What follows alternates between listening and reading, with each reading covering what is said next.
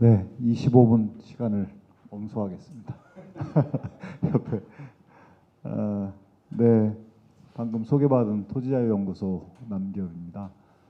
아까 우리 홍영덕 기자님께서 제 소개를 할 때 제가 사는 아파트에서 아파트 회장 4년을 한 거를 짧게 소개해 주셨는데, 그 경험을 하면서 이게 주민자치가 아파트를 제외하고 이야기할 수가 없는데, 아파트의 민주주의 이런 거는 너무 어렵더라고요. 네, 너무 어려워서 이게 어떻게 가능하지? 제가 주로 부동산 문제, 토지 문제를 연구하고 활동하는 이제 그 제도를 만들고 이런 걸 하는데, 물론 이제 아파트가 투기의 수단이 아닌 거주의 수단, 뭐 시세 차익이 별로 안 나는 대부분의 주택이 그런다고 하면 아파트가 이제 정주의 수단으로 주택이 정주의 수단이 되지 않겠습니까? 지금은 이제 옮겨 다니면서 계속 우리나라의 그 인구 이동이 다른 나라보다 특히 심한 거는 이제 주택이 이제 투기의 수단이 되기 때문에 그렇고, 거기에 거주하는 사람들이 내가 마을 이 아파트 공동체 내에서 누군가를 만나서 같이 뭘 도모해야겠다 이런 생각이 아니라, 내 집이 빨리 올라서 나는 광교로 가고, 나는 그 다음에 분당으로 가고, 그 다음에 강남으로 가야 되는데, 이런 마음이 가득 차 있는 사람들이 사실은 아파트 민주주의를 이루는 것은 불가능에 가깝다. 저는 개인적으로 그런 생각을 했고, 또 그 체험기를 아파트 민주주의라는 그 책에 써놓으면서 그런 얘기도 많이 했습니다. 물론 투기가 많이 사라져서 정주성이 강화된다고 하더라도, 아파트가 공동주택이고 정말 자치공화국이 될 수 없을까, 이런 고민을 계속 해오던 차에 우리 모두같이 협동조합의 조은석 이사장님이 저에게 전화를 해오셨어요. 그래서 작년 하반기부터 토론회에 제가 참여하면서 협동조합 주택에 대해서 관심을 갖게 됐습니다. 그전에는 위스테이, 별내, 지축 이 모델에 대해서 알고는 있었지만 거기가 어떻게 운영되고 지금 현안이 무엇인지를 잘 몰랐는데, 협동조합 주택이 잘하면 정말 자치공화국이 되려면 사실은 모두의 일이 나의 일이 돼야 되는데, 지금의 아파트는 모두의 일이 나의 일이 아니라 남의 일이기 때문에, 근데 이제 협동조합주택은 조합원으로 참여하니까 모두의 일이 입주민이면서 또 조합원인 이런 상황이거든요. 그러니까 이제 자치공화국의 가능성이 올라가고, 또 별내의 사례를 보니까 더 그것을 확인을 하면서 가능성이 굉장히 있다. 그래서 조은석 이사장님의 꿈에 나도 동참해야지, 이런 생각을 자연스럽게 하면서 연구를 하게 됐습니다. 네. 자, 전체 이 부동산 시장 전반에 대한 이야기를 짧게 하고 제가 연구한 거를 좀 더 말씀드리려고 합니다. 우리나라는 1968년 경부고속도로가 추진되던 그때부터 지금까지 저는 투기공화국을 그런 오명에서 벗어나지 못했다. 50년이고 가계, 기업, 정부, 경제 3주체가 투기를 계속 추구하는 형태로 지금 살아왔고, 그 결과로 우리가 지금 국가 소멸, 인구 감소, 저출생, 초저출생, 이건 주된 문제가 이제 사실은 주택이고 부동산 문제지 않습니까? 근데 보면 가게도 그렇고 기업도 그렇고 정부도 계속해서 투기 지향적인 경제 활동을 해왔다라고 하는 것을 먼저 말씀드리고 싶고요. 투기는 심심해서 하는 게 아니라 뭔가 생기는 게 있으니까 하죠. 그래서 자세히 내막을 살펴보면 불로소득인데요, 시세 차익이 나고, 또 임대소득이라고 하는 것이 다른 데 투자했을 때보다 훨씬 많은 초과 수익이 발생하니, 당연히 개별 경제 주체 입장에서 보면 투기를 하는 게 너무 자연스럽고 당연하죠. 사실 투기를 하는 사람들을 뭐 도덕적으로 비난하거나 그럴 이유가 저는 별로 없다고 생각합니다. 그러니까 주어진 조건에서 자기가 가장 많은 이익을 남기는 경제 행위를 하는 게 사실은 너무나 당연한데, 그걸 도덕적으로 비난하는 게 아니라 제도적으로 투기 이익이 잘 안 생기게 하는 것이 중요하거든요. 근데 하여튼 우리나라는 투기공화국이 지금 50년 이상 이어지고 있고 저희 연구소가 자체 추산한 바로는 2021년만 해도 461.6조 원의 불로소득은 이제 건물이 아니라 땅에서 발생하는데요. 발생을 했고 그중에 주택이 253.3조 원의 불로소득이 발생했습니다.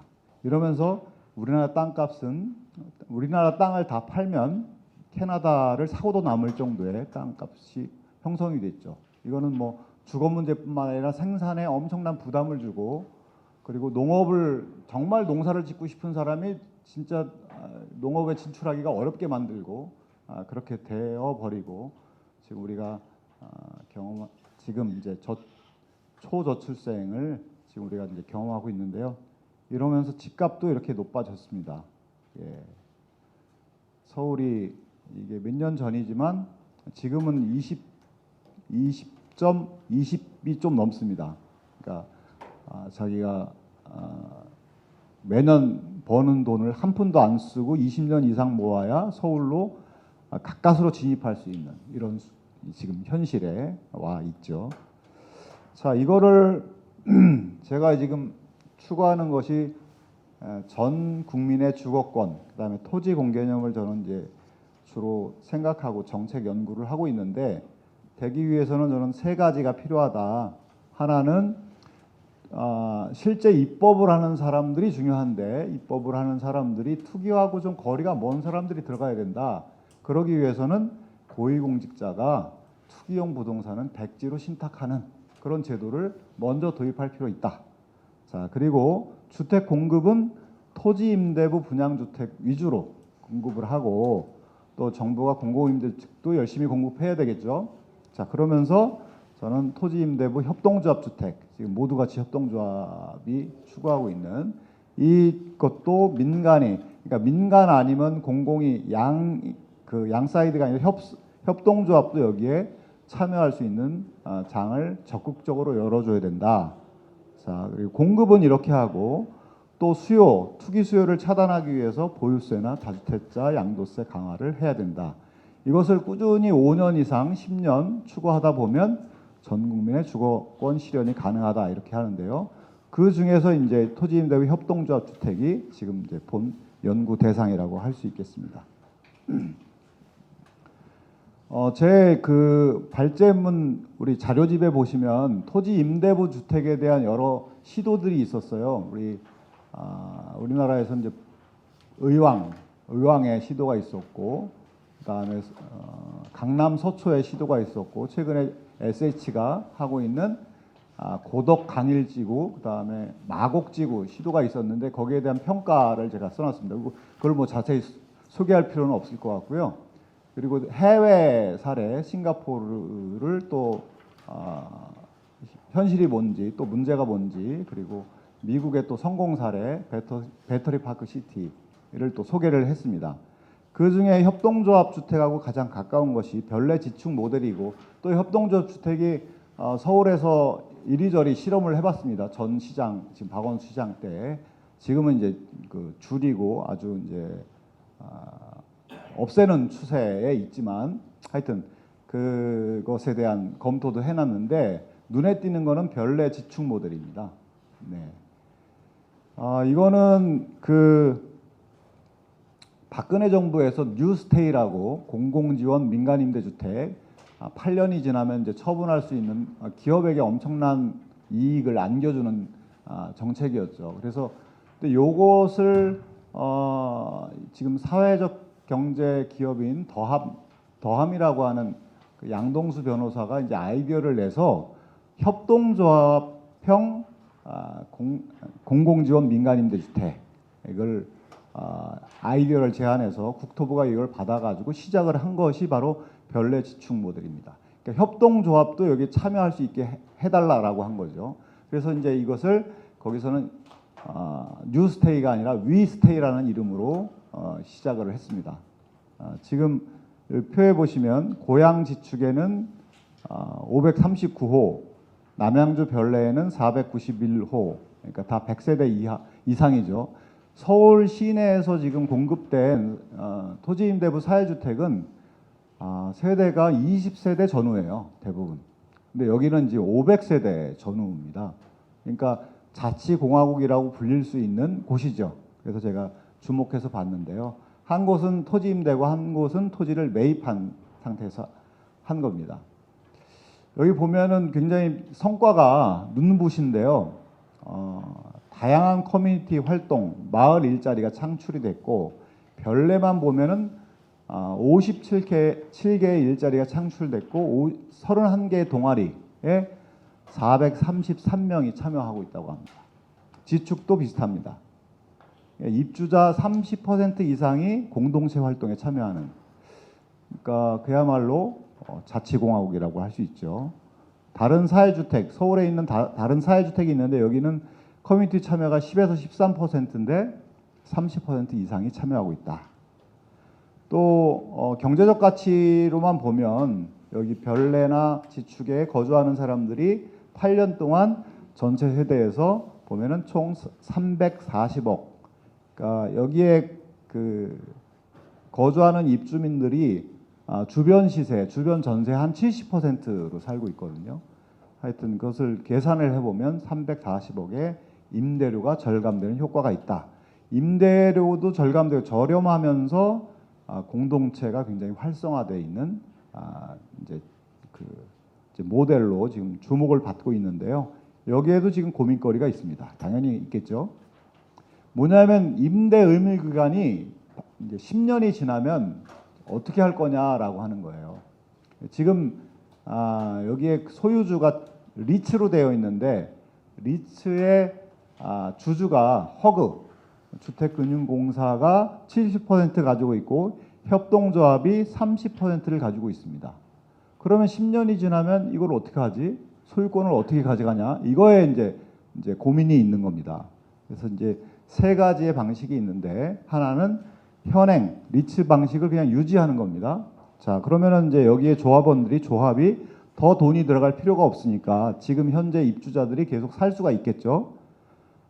그러나 뭐 단점은 허그 입장에서는 자본 투입을 회수할 수가 없기 때문에 새로운 신규 사업자 확보에 어려움이 있는데 이건 큰 어려움이 아닐 것 같은데요. 하여튼 이 어려움을 굳이 찾다면 이것을 들 수가 있을 것 같고요. 협동조합이 단독으로 소유하려면 그러면은 허그가 가지고 있는 지분을 인수해야 돼요. 그러면 그 돈을 어디서 나겠습니까? 조합원들이 또 각출을 해야 되는데 그럼 이걸 부담할 수 없는 조합원들은 나가게 되겠죠. 이런 이제 문제가 있습니다. 그러나 이제 공동체성이 유지되고 협동조합의 실질 명실상부한 소유가 되면 공동체성은 더 강화가 되겠죠. 자, 그리고 개인 분양의 목소리가 있다고 합니다. 이제 우리도 개인이 그냥 소유하고 시세차익 나면 누리고 뭐 이런 사람도 조합원도 당연히 있겠죠. 자, 이 별내와 지축에서 이 모델을 가지고 어떻게 향후 진로에 대해서 각각 미래준비위원회를 두어서 지금 검토하고 있다고 하는데요. 별내는 2번으로 협동조합 단독 소유, 그게 이제 유력한 방안으로 검토되고 혹은 1번 이렇게 검토된다고 합니다.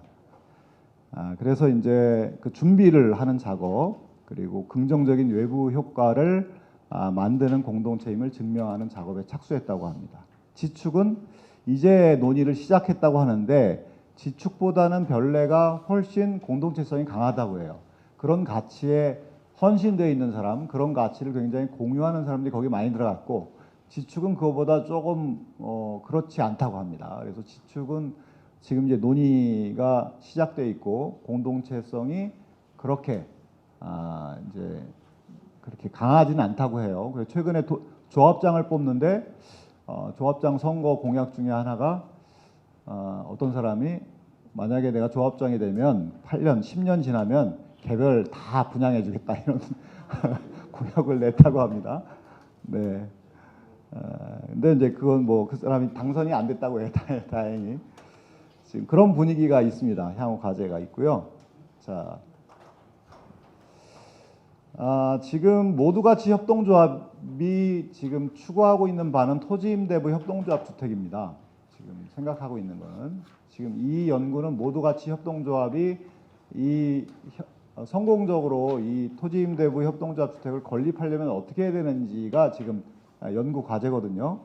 그래서 제가 세 단계로 나누어서 어떤 쟁점이 있는지, 뭘 준비해야 되는지 그런 것을 정리해 봤습니다. 준비 단계에서는 지금 아직 모두 같이는 이제 초기 단계예요. 이제 이것을 논의를 계속 시작하고 있고 조은석 이사장님 계속 이제 시동을 걸고 발동을 걸고 있는 것으로 제가 알고 있는데요. 이거는 서울도 그렇고 뭐 별내 지축도 그렇고 공공의 지원이 필수예요.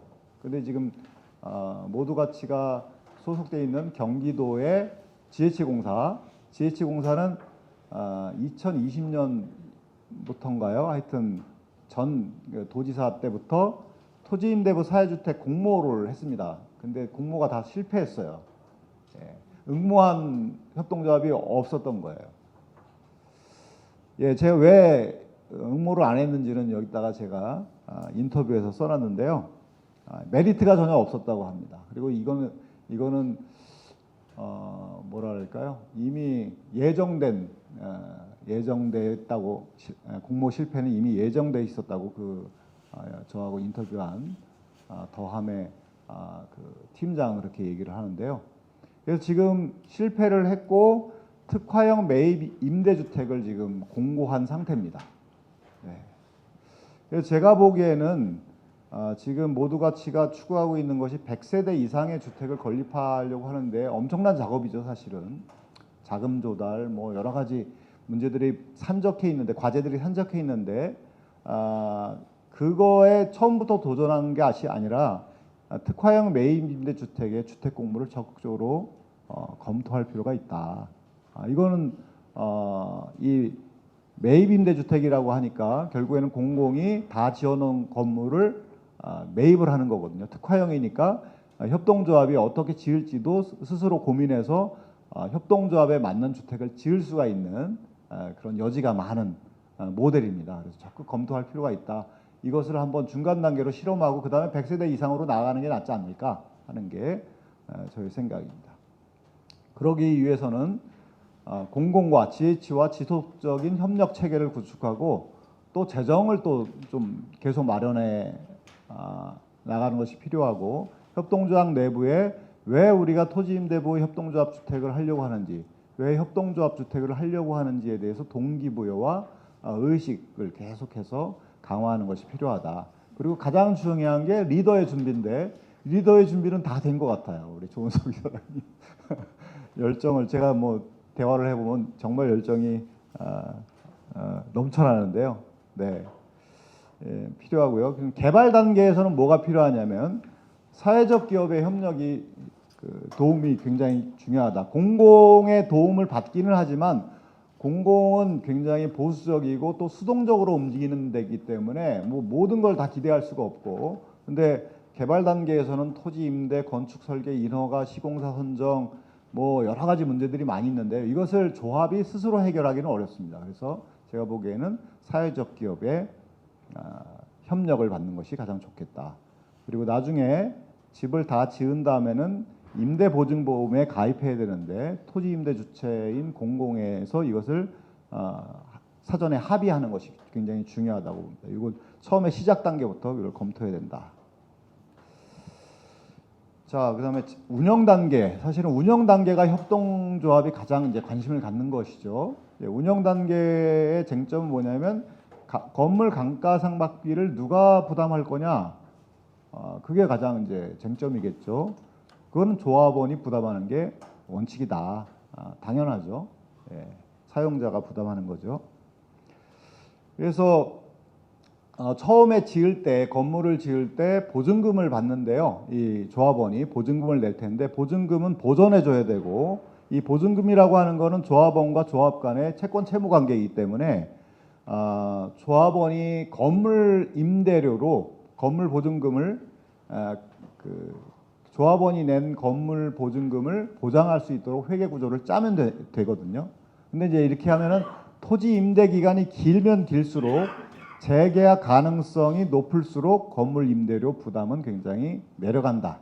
그래서 장기간 빌릴 수 있도록 그렇게 제도를 짜는 것이 필요하겠다 싶습니다. 또 하나는 토지 임대료인데요.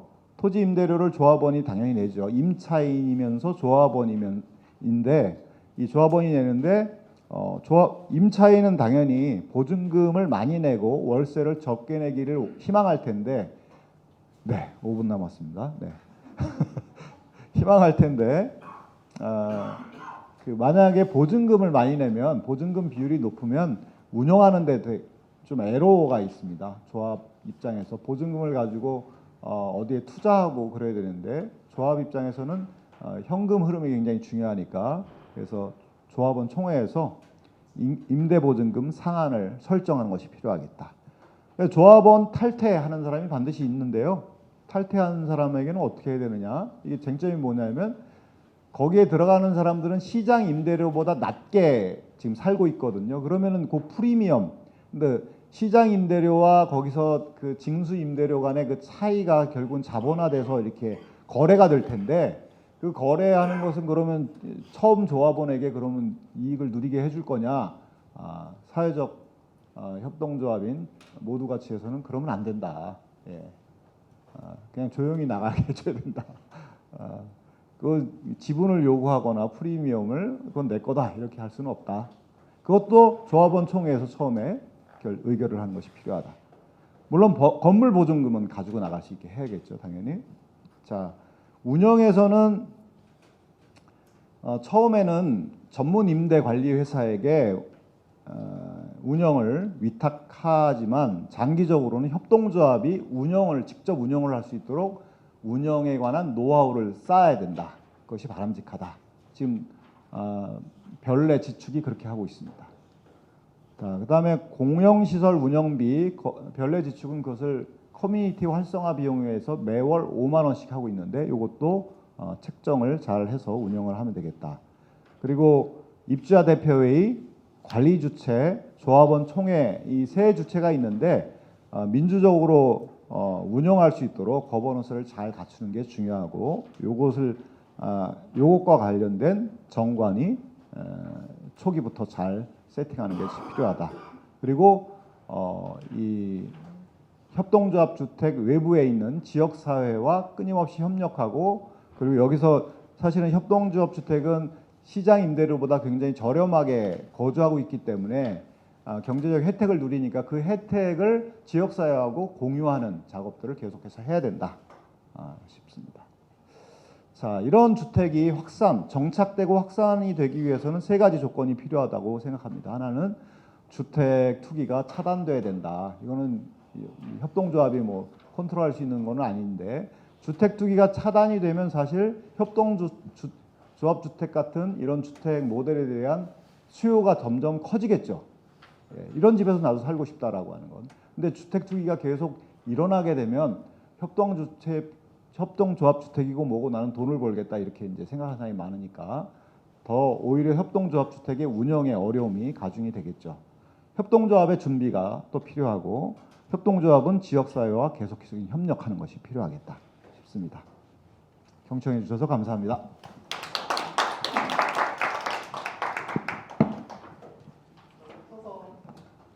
예.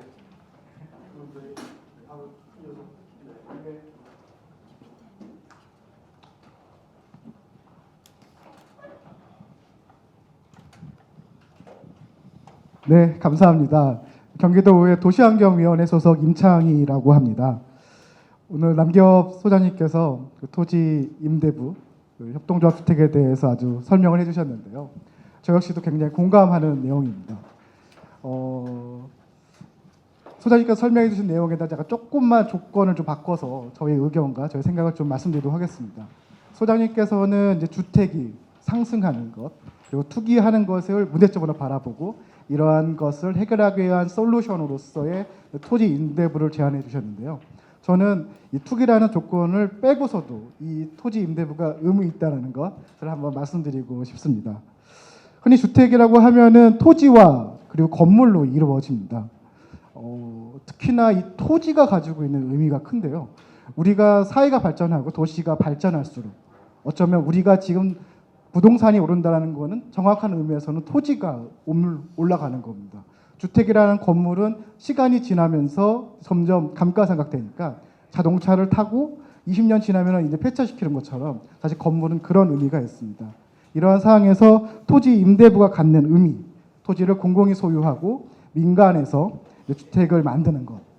근데 하지만 이것을 넘어가기 위해서는 여러 가지 또 산들이 있습니다. 우선 첫 번째로 공공에서 이 토지를 싸게 구입을 하거나 공급받아야 됩니다. 그렇지 않고서는 시장에서 경쟁률이 없겠죠. 두 번째는 토지를 가지고 있다 하더라도 이게 시장보다 훨씬 더 낮은 임대료로 주어야 됩니다.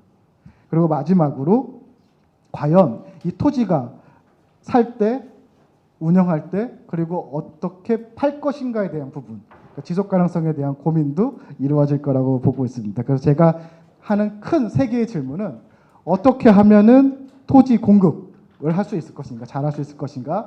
두 번째는 싸게 임대료를 줄 수 있을 것인가. 그리고 세 번째, 우리 민간에서 이 협동조합들, 또 사회적 경제 주체들이 토지 임대부 사업을 통해 가지고 사회주택을 만들어낼 때 어떻게 하면은 엑시트할 수 있는 방안을 마련할 수 있을까라는 세 개의 질문을 가지고 답변을 드리려고 합니다.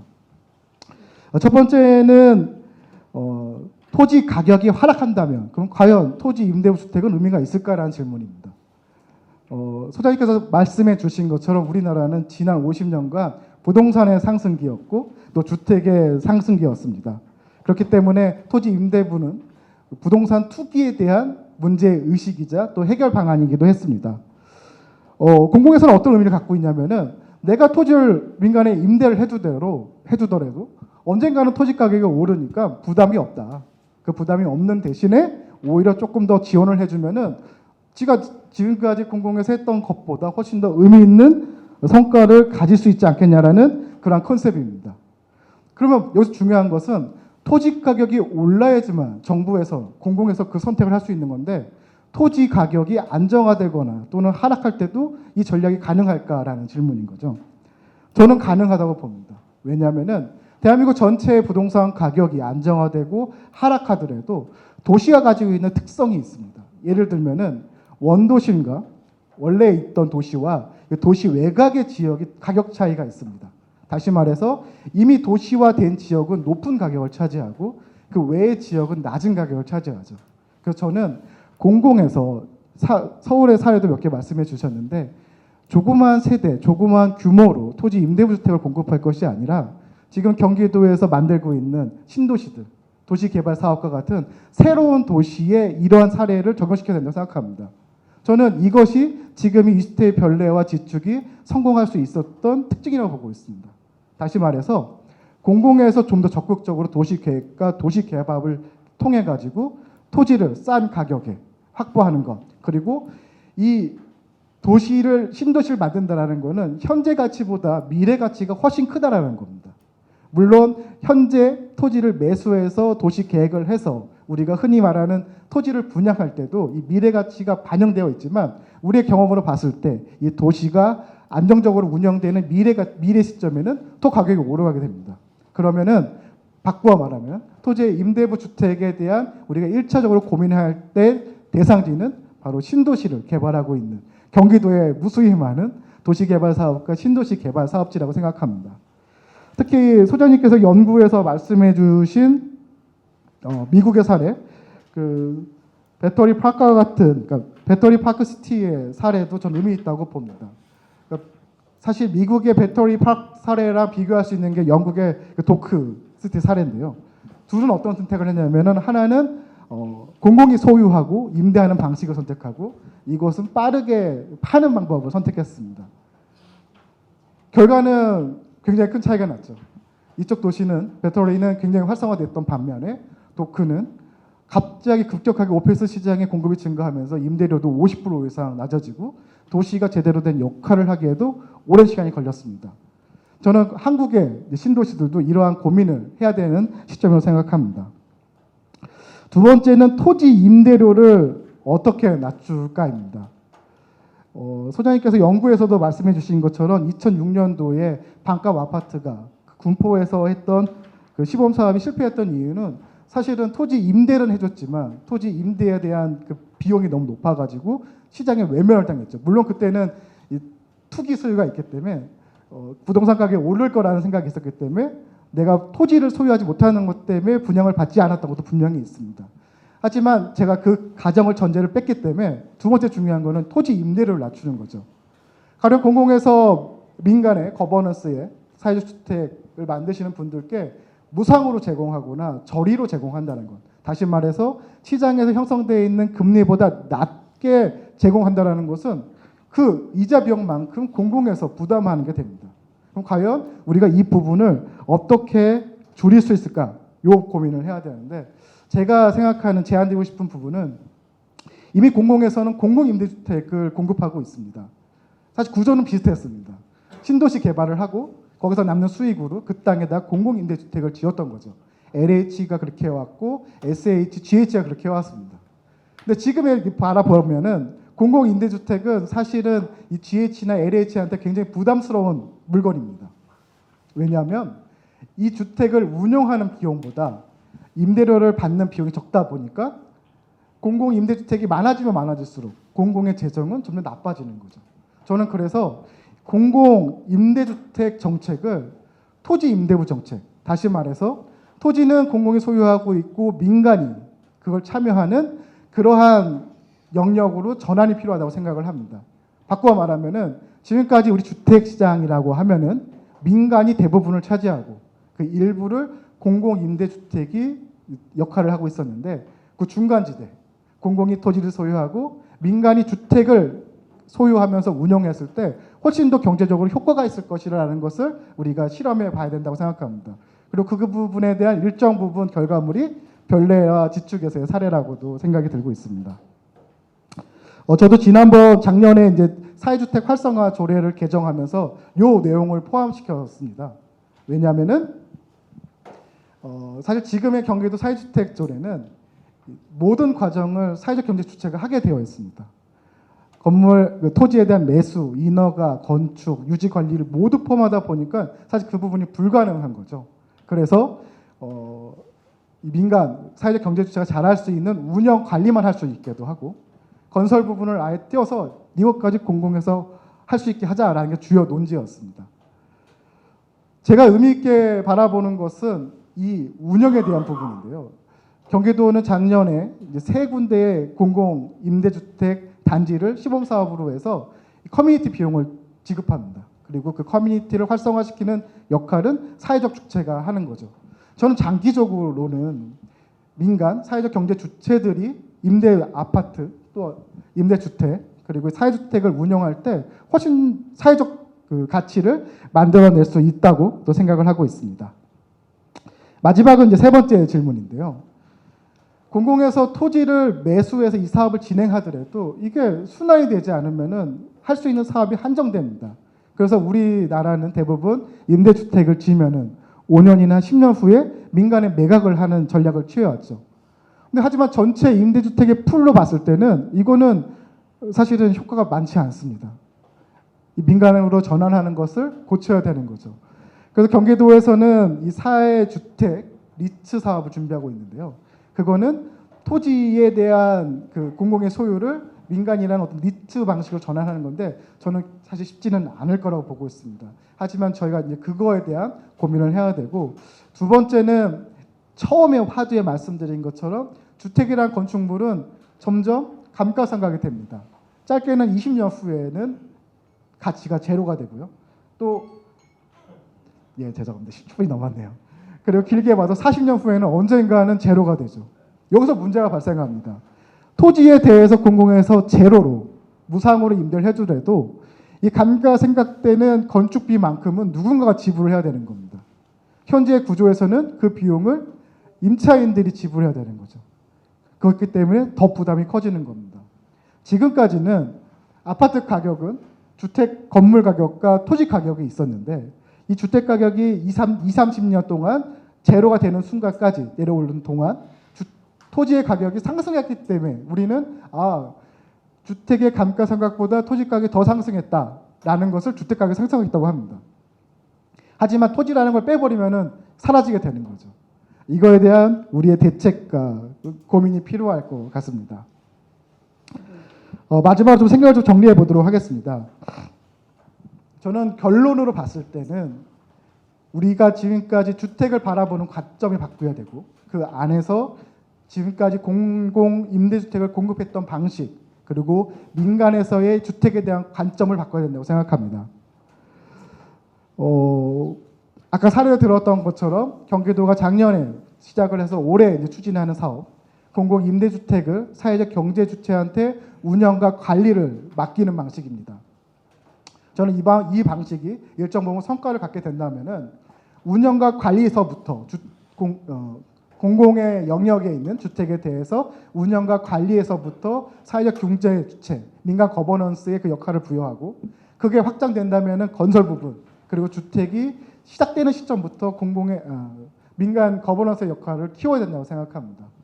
그 안에서 중요한 게 공공에서 일정 부분 책임이고 그 책임을 질 때 저는 가장 먼저 선택하고 고민해야 될 부분이 토지 임대부라고 생각합니다. 오늘 이 논의가 경기도의 이 주택 관련된 정책, 특히 공공 임대 정책이 조금 변화하고 전환하는데 좋은 시작점이 되고 의미 있는 성과가 나오길 부탁드립니다. 감사합니다.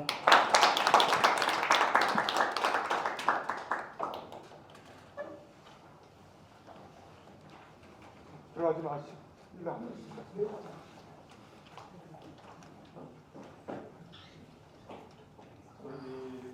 주신 분들하고 지정 토론해 주신 의원님들 자리에 착석해 주시길 부탁드리겠습니다.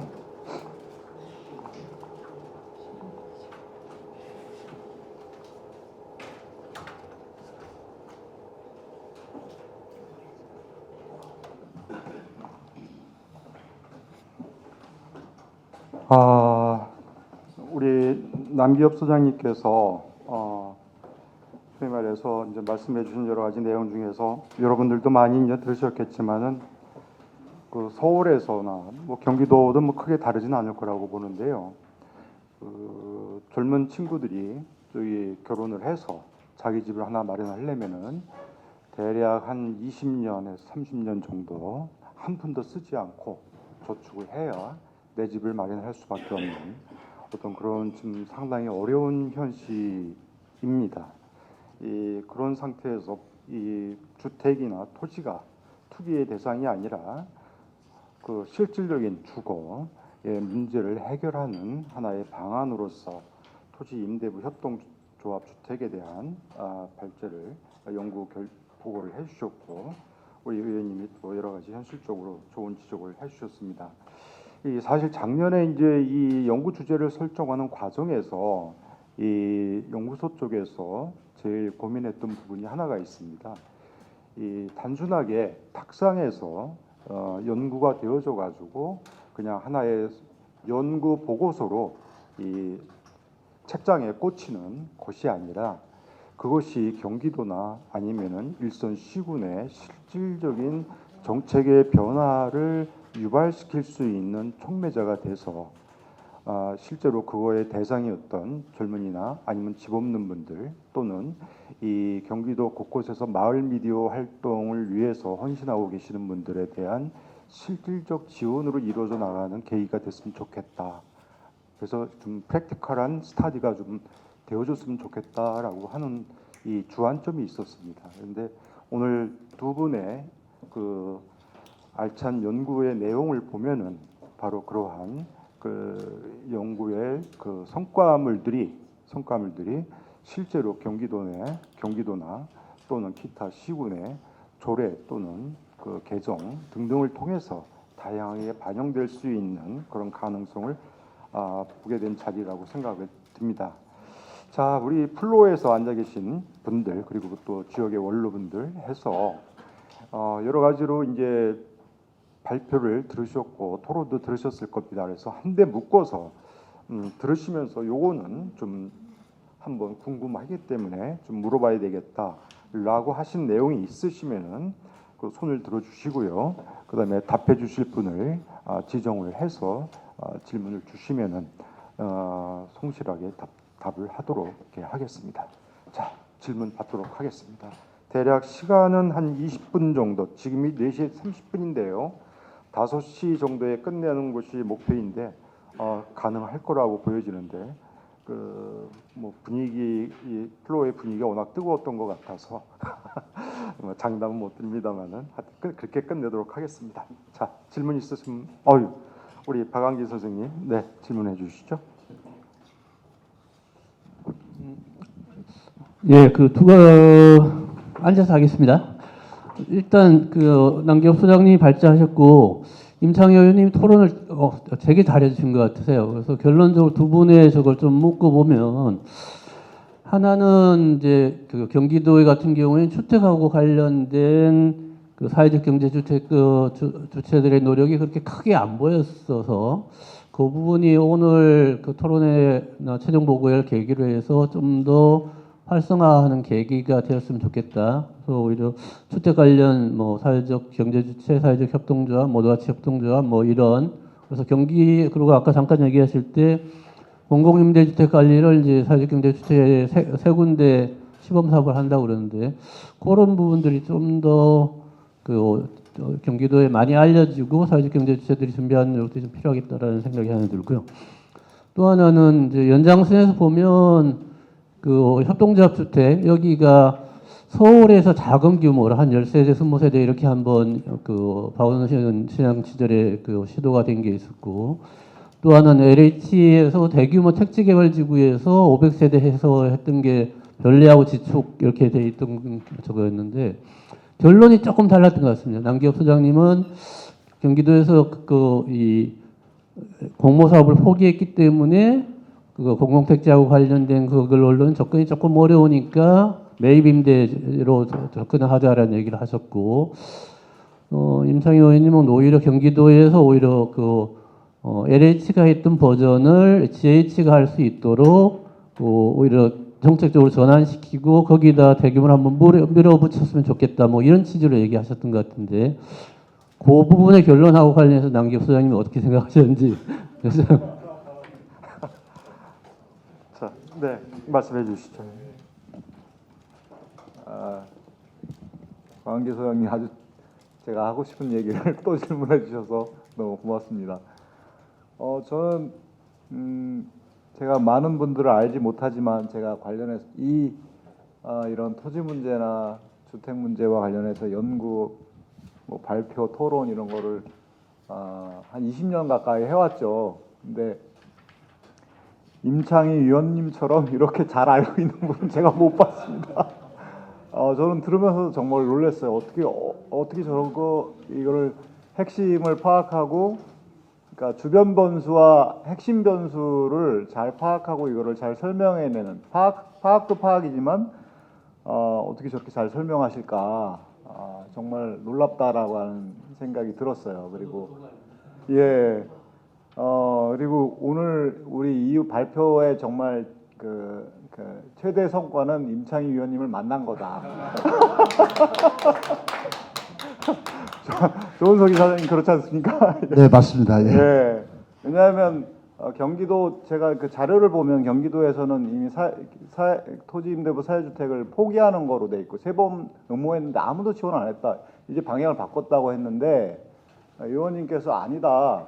LH가 한 거를 GH도 할 수 있다라고 했으니 저는 충분히 지금 이제 사실 LH가 한 별내 지축 모델도 더함이라고 하는 사회적 기업이 계속 같이 협의하면서 만들어낸 모델이거든요. 예.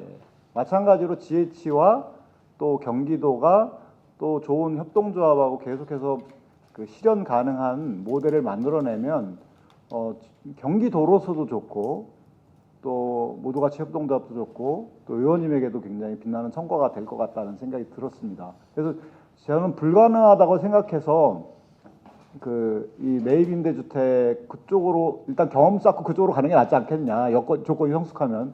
근데 그렇다면 의원님이 이렇게 같이 협업할 수 있다면 지금이라도 충분히 할 수 있다. 시작할 수 있겠다 이런 생각이 듭니다. 예. 자, 좋은 말씀 감사하고요. 저기 네, 감사합니다. 저기 먼저 손을 드신 것 같아요. 예. 예. 네, 감사합니다. 조선님 말씀하시죠. 예, 모두같이 사회적 협동조합의 조은석 이사장입니다. 오늘 제가 이런 생각이 들었습니다. 나비 효과라 해서 진짜 미비한 나비의 그 날개짓이 나중에 태풍으로 몰고 온다고 말씀했듯이 저도 사실 이런 거 생각을 할 때 이제 주성경 실련이나 이런 NGO 단체 하면서 이 부동산에 대한 불로소득에 대한 고민이 많았었고 한 가지 생각하면서 지금 어떤 이런 계기가 만들어진 것 같습니다. 근데 오늘 이런 토론회를 보면서 저도 또한 이게 나중에 이제 굉장히 큰 우리 부동산에 대한 어떤 이런 부분에 대처되는 그런 게 되지 않을까 이런 생각이 들었습니다. 이제 근데 여기에서 이제 보면 저희가 토지를 이제 장기간 임대하는데 지금은 제가 40년으로 알고 있습니다. 이런 부분에서 사실 운영 주체가 어떤 그런 관리를 하게 되면 건물은 굉장히 이제 오랜 기간 동안 할 수 있을 거라고 보여집니다. 이제 그런 부분에서 사실 이제 토지 그 임대 그 기간이라든지 이런 게 조금 더 장기간 될 수 있도록 할 수 있는 그런 부분과 또한 저희가 지금 생각하고 있는 이런 사회적 경제 운영 이런 주체들이 진짜 이렇게 꼭 운영될 수 있게끔 좀 힘 좀 써주셨으면 감사하겠다는 그런 말씀드립니다. 네. 우리 조 이사님 말씀하신 거는 저기 우리 임 의원님한테 각별한 그 요청과 당부의 말씀을 드린 거라고 그렇게 자 그러면은 또 시간 관계상 다른 분의 질의 있으시면은 또 받도록 하겠습니다. 우리 맨 뒤에 계신 분. 네, 안녕하십니까. 저는 화성 시민신문의 권영일 PD라고 합니다. 뭐 공동체 미디어 이런 곳에 관심이 좀 많은 사람 중에 한 명이고요. 이 조례안을 보면서 이 조례 만드신 거 정말 수고도 많이 하신 것 같은데 좀 궁금한 부분들이 있고 여기에서 좀 개인적으로 가지고 있는 생각은 공공성에 좀 바탕이 되어야 마을 미디어라는 것이 좀 어떤 그 중심을 좀 잡을 수 있지 않겠나라는 생각이 드는데 단순히 미디어를 만드는 동네에서 미디어를 만드는 것으로만 그쳐서는 그것을 이제 공공성에 이제 세금이 투여되는 것은 좀 한 번 정도 걸러질 필요가 있지 않겠나라는 생각을 좀 하고요. 그리고 오늘도 사실 이런 자리는 저희 같은 시민신문에서나 이렇게 영상으로 찍어서 공유하는 정도다 보니까 사실 마을 미디어나 이런 곳에서 공공성을 요 근처에서 이런 게 있으면 와서 해주시는 게 맞거든요. 저희는 화성에서 왔습니다. 그러니까 이런 부분들이 좀 어떻게 감사합니다. 보면 조금 아쉬운 부분이기도 하지만 그런 부분들이 있어서 여기 보면 사회적 협동조합 그리고 비영리 법인 단체라고 이제 한정돼 있는 부분들이 있어요. 저희도 이제 예비 사회적 기업으로 지금 진행은 하고 있지만 사회적 협동조합은 될 수 없는 상황이고 비영리 법인 단체는 아닙니다. 주식회사지만 이런 경우에 이런 부분들은 좀 더 깊이 한번 검토해 보실 부분들이 있지 않겠나라는 생각도 좀 들기도 합니다. 그래서 말씀을 좀 드렸습니다. 어떻게 생각하시는지 한번 말씀 좀 해주시면 좋을 것 같습니다. 감사합니다. 아까 우리 박옥분 의원님께서도 지적하셨던 그 바로 이 공공성과 객관성, 중립성의 유지의 문제 이게 그 지원 조례에서 상당히 좀 중요하게 다뤄질 필요가 있다라고 이제 아까 지적을 해주셨습니다. 자, 이거에 관해서 두 분께서 준비되신 대로 말씀해 주시죠. 네, 제가 말씀드리면 공공성이 필요하다라고 하는 거는 적극 동의를 합니다. 그러니까 단체를 조사를 하다 보니까 굉장히 앞으로 논의해야 되는 과정에서 조심스러운 게 뭐냐면 지원 사업이 뜨면 그걸 위해서 임의단체를 만들고 그 지원 사업이 끝나면 해산하는 게 실제로 마을 미디어에도 존재하고 있습니다. 그래서 단체 수가 변동이 큰 거죠. 단 10년 이상 오래된 단위들 같은 경우는 지역 주민이 함께하면서 공공적 가치를 끊임없이 실현하려고 노력을 하고 있고요. 조례에 보면 위원회를 꾸려서 위원회에서 그런 것들을 충분히 검토를 해서 단발성 아니면은 뭐 프로젝트성이 아니라 진짜 시민들이 주인으로 참여해서 그들의 이야기가 왜 마을 신문은 저희가 경기 지역에 있으면 OBS 만드는 과정에 그런 얘기 많았습니다. 저희 그 경기 북부로 가면 우리는 사건 사고 살인 사건만 뉴스에 나오지 지역에 뉴스는 안 나온다라고 했는데 정작 지역 신문도 경기도권 나오지만 동네 이야기는 안 나오기 때문에 이런 뉴스를 위해서 마을 미디어가 우리들의 소리를 우리들이 하겠다라고 하는 거기 때문에 그런 것들은 충분히 검토해야 될 거고요. 지금 말씀하셨던 것처럼 조례의 부족한 부분은 오늘을 시작으로 해서 아까 박 의원님께서도 말씀하신 것처럼 공청회나 토론회에서 이런 이야기들을 충분히 논의하고 공론화 과정, 수기 과정을 거치면서 수정 보완돼서 조금씩 그 완성되는 조례를 나아가야 될 것이다라고 생각을 하고 있습니다. 박 의원님 말씀. 네, 좋은 말씀 해주신 것 같고요. 그 공공성의 기준, 그러니까 공공성이라는 이야기를 상당히 어떤 담론에서도 다 하고 있는데 이 언론, 이 미디어에서의 공공성을 어디로 둘 것이냐에 대한 고민을 좀 공론화해서 이야기를 좀 했으면 좋겠다는 말씀을 좀 드리고 싶습니다. 그 안에는 뭐 다양하게 있겠죠. 뭐 투명성이라든지 내지는 뭐 중립성 그리고 공정성 그리고 어떤 측면에서는 다양성과 포용성까지 포함해서 물론 이제 다양성 안에는 뭐 다 아시겠지만 뭐 언어, 문화, 그다음에 뭐 인종, 성별, 연령이라든지 뭐 이런 다양한 문화 이런 것들을 담보로 하는 선한 영향력으로서의 역할을 할 것인지 그 공공성에 대한 담론에 대한 이야기를 저는 한번 같이 논의를 해볼 필요가 있다. 뭐 기회가 되면 제가 좀 만들어 기본적인 사항이 아닌 보다 더 이 풀뿌리 미디어만의 담론들을 좀 같이 우리가 만들어 나갈 이론적인 것이 아니라 현실적으로 좀 만들어 나갈 필요가 있다.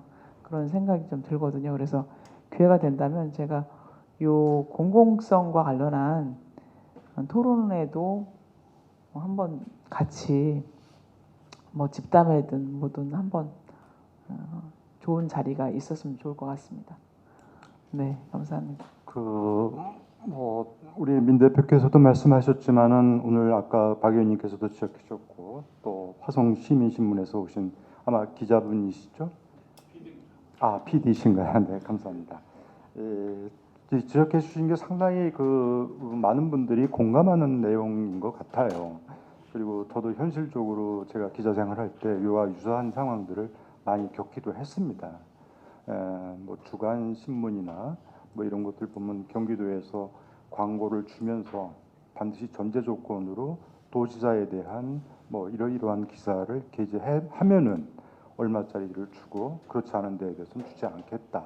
뭐 이런 이제 경우들이 있어서 사실 그 미디어 마을 미디어에 대한 활성화 지원 조례에서 여러 가지 어려운 겪는 문제 중에서 뭐 교육 문제도 있고 그러겠지만 그중 제일 큰 문제는 아마 재정적인 문제, 지속 가능성을 위한 재정적인 문제일 것 같습니다. 근데 우리 박 의원님도 말씀하시고 그랬지만은 이게 이제 오늘 이제 초안이 제시된 거고 앞으로 의원님도 적극적인 의지를 보여주셨기 때문에 향후 이 토론회나 공청회를 통해서 이러한 그 지원조례상의 그러한 중립성과 객관성을 어떻게 보장할 거냐라고 하는 거에 대한 심도 있는 논의가 있어서 또 완성된 결과물이 나오는 출발점이 되지 않을까 생각을 하고요. 오늘 상당히 좋은 질문을 해주셔서 너무 감사합니다. 자, 이거 끝나기 전에 이 질문만큼은 내가 꼭 드려야 되겠다라고 하셔서 이거 질문 안 하고 가시면 후회할 것 같다라고 하시는 분 있으면 질문 한 두 분만 받겠습니다. 시간이 44분인데요. 네. 네, 그 마을 공동체 활성화 지원 조례에 관련해서 문의가 있는데 저희 재작년, 작년 경기도랑 계속해서 이제 마을 미디어로 사업도 추구하도록 한번 토론도 많이 하시고 주민참여 예산을 통해서도 사업화 논의가 있었던 걸로 알고 있는데 사실 그때는 작년, 재작년 이슈가 안전이었어서 요 마을 미디어 공동체로 어떻게 그 마을에서 일어나는 재난 상황 같은 거를 공유할까 그 고민 계속 하셨었잖아요. 그거에 대한 논의도 계속 되고 계신지와 그런 목적의 활성화 지원 조례 목적 안에 조금 그런 내용을 추가로 하셔가지고 논의를 하실 계획이 있으신지 없으시면은 담아주시면은 이후에 저희 그때 굉장히 공감했던 내용이어가지고 마을 공동체 재난에 관련해서 여러 이유로 저희가 조금 지속 논의를 못했지만 네, 기반 조례가 꼭 필요하다는 걸 그때부터 인지하고 있었고 앞으로 관련해서 계속적으로 좀 논의해 주셨으면 하는 바람입니다. 네, 지금 재난방송 말씀하신 거는 가장 많이 논의했던 게 공동체 라디오죠. 대표적으로 성남에서 성남 공동체 라디오에서 우리 지역 어디 지금 강이 넘쳤습니다. 어디가 뭐 다리가 끊어졌습니다라고 하는 걸 지속적으로 보도해서 그 지역 주민들한테 도움이 됐는데 전혀 다른 방송에는 나오지 않는 거죠. 그래서 공동체 라디오의 주요 방송의 목표 중에 하나도 주민들의 재난 방송입니다. 그리고 이거는 KBS를 비롯한 지상파에서 담보하지 못하는 역할들을 하는 거고, 그거는 방송통신위원회에서도 공동체 라디오에 이런 역할을 해줬으면 좋겠다라고 하는 거고요. 그거는 지금 경기도에 5개의 공동체 라디오가 지속적으로 모여서 논의하고 그것도 협업에 관한 이야기들을 하고 있기 때문에요. 그건 아마 지속적으로 논의는 될 것 같습니다.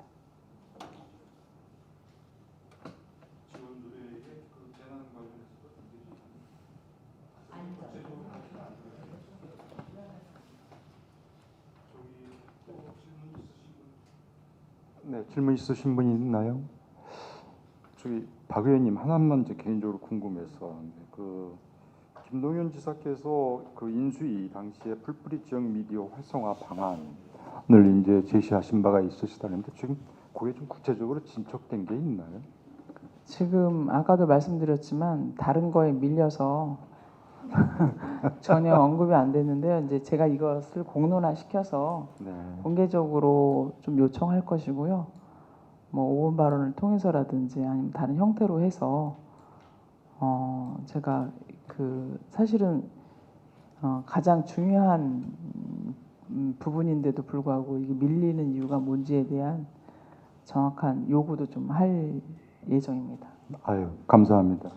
그 부분을 좀 마저 설명을 드리면 그건 아까 전국 마을 미디어 연대의 허경국장 수원 영상 미디어 센터를 만들 때 TF 팀으로 참여했던 허경국장과 제가 인수위원회의 자문위원 비상임 자문위원으로 해서 미디어 영역을 정책 제안을 했고요. 그것이 백서에 담겨져서 이런 것들이 반드시 필요하다. 그리고 더 나아가서는 미디어 재단까지 만들겠다라고 하는 게 나와 있습니다. 근데 그거는 그냥 인수위 자료지 사실은 실행 규칙이라든지 뭐 이런 부분에는 없었기 때문에 그 이후로 대변인실이라 여기를 가서 이야기를 했는데 그게 저희가 맡아야 될 건지 잘 모르겠습니다라고 하는 것처럼 담당 부서 주무부서 이야기가 그래서 나온 거라고 생각하시면 될 것 같아요.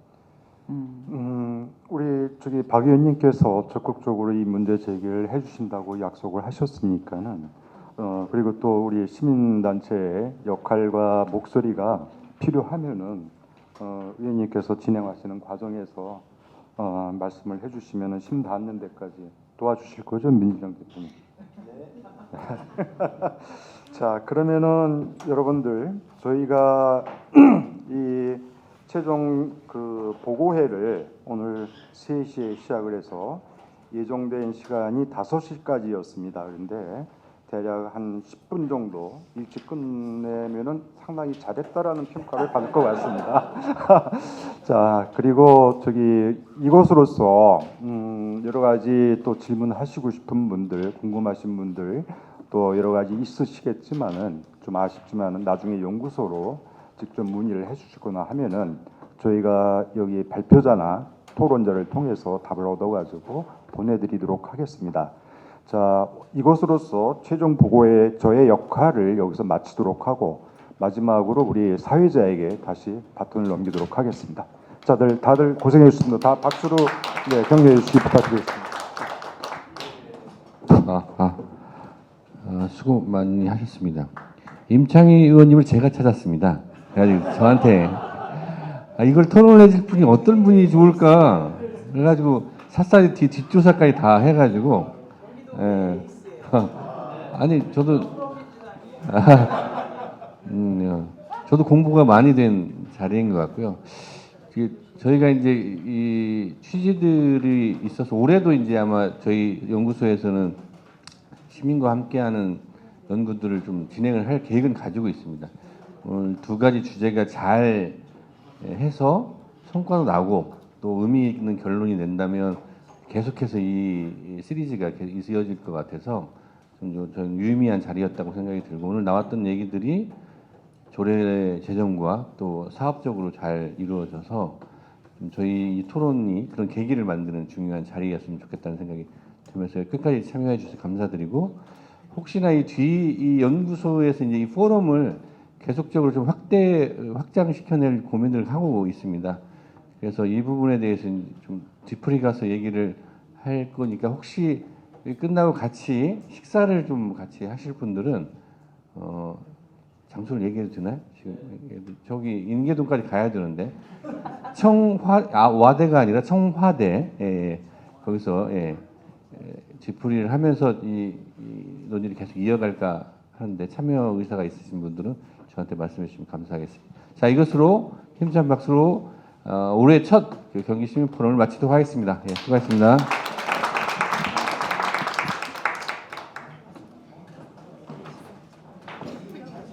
소고기 먹고 싶다면 삼성정육점, 돼지고기 먹고 싶다면 삼성정육점, 과일 삼성정육점, 삼성정육점, 삼성정육점.